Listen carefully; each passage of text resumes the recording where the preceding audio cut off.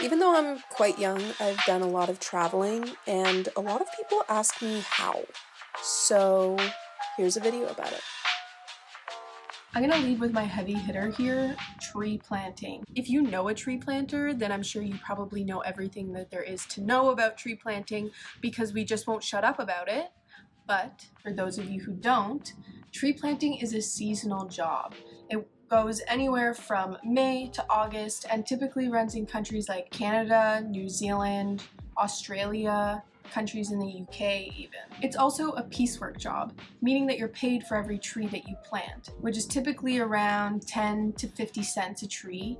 And while that might not sound like a lot, when you're planting thousands of trees day in and day out for months at a time, it really starts to add up. You might have to spend $25 a day on camp costs, which covers things like food, which you're gonna eat a lot of. Tree planters eat a lot. Water and toilets. But some companies, they don't even charge that, so it's free. Since you're pretty much taken care of the whole season and you're not in the city spending money at restaurants and, stepping out of your door and dropping $100 somehow, then by the end of the season, you come out with all of that money that you've made. I've done 3 seasons in Canada, 2 in Ontario and 1 in northern Alberta, BC. My first season planting, I made $5,000 in 2 months, which was more than minimum wage at the time and way more fun than a minimum wage job. Because it's piecework, that also means that the amount that you can make a day is uncapped. So some days you might even be making $450 a day.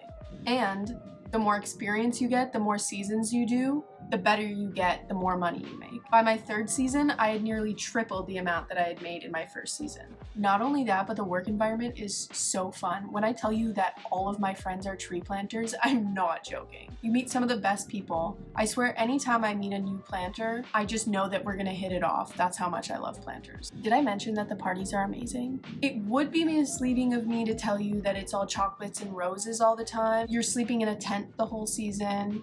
You're pooing in porta potties and outhouses.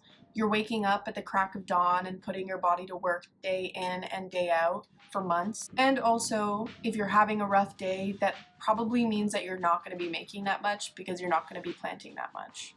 But we go back year after year, so I don't know how bad it could really be. I'm even traveling to New Zealand in a month to go planting there for my first time, and I'm so excited. I'm going to be documenting some of that while I'm out there, so if you want to keep up with me, what I'm doing, I'm going to be posting about that here.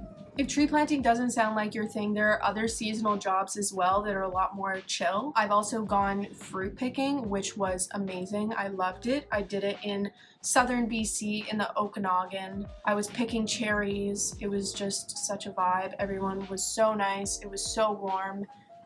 I loved it. I love seasonal jobs because they get you out of town and you're making money at the same time. And you get fit. Like, win, win, win. Duh. I recommend doing some sort of seasonal job to anyone. Enough about seasonal work. Let's get into something that you could do year-round. And since there's schools all over the world, you could even do this traveling if you wanted to. This next job is art modeling. Before you get any ideas that you're not model worthy, let me tell you that the students do not care. You are just somebody to practice on. Honestly, I think that probably the more unique you look, the better. But anyway, it is such a great side gig for anyone of any age or any gender, and I just highly recommend that you look into it because I love doing this job. You don't even have to do it nude if you don't want to. There are portrait and clothed classes that need models as well. Art schools are always looking for models and they pay well. I've made upwards from $25 an hour to $40 an hour. You often pose for 3 hours, but it's not 3 hours the whole time. You'll pose for 20 to 30 minutes and then take a 5 to 10 minute break, depending on how you feel. I love this job because I usually just pop a podcast in and hang out. Finding modeling gigs can be a little tricky because they're not very consistent, but it's a great way to supplement your income. It's also so nice, like getting to meet creative people and being surrounded by creative people in your workplace and then seeing the final results of the things that they've drawn of you, I swear, never gets old. If you want to start your modeling career, I've linked a great resource in the description below. It's a website directory of all of the schools in Canada and the US that have life modeling classes. That's where I I started looking, and now I have a pretty consistent gig. This next one is a little bit more mainstream. You've probably heard about it before.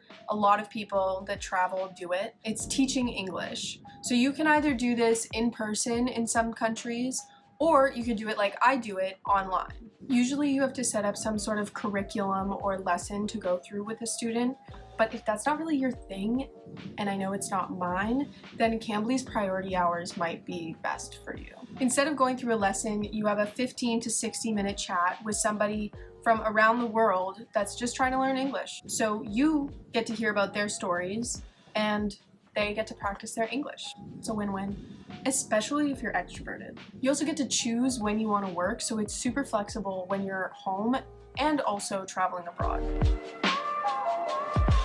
Okay, this next one is for those of you who have a tendency towards expensive hobbies, like me, unfortunately. When I'm home and I'm trying to save for a big trip, I really try and find studios that do energy exchange programs.